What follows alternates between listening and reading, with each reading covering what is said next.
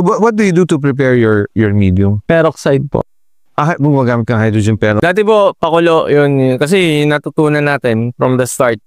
Kapapanood natin pakulo. Pero time consuming, tagal lang iniintay ko eh. Kasi kailangan pag pakulo, maghihintay ka, then papalamigin, then babanlawan.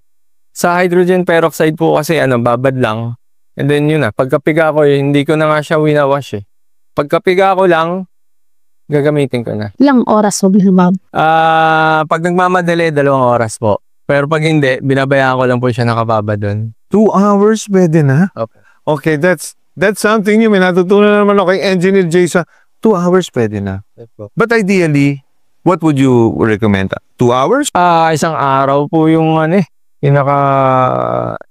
Actually, hindi ko pa naman nararanasan yung nagmamadali kasi madami akong babadan. Minsan ninaabot sila linggong nakababad eh. Hindi naman bumabaho.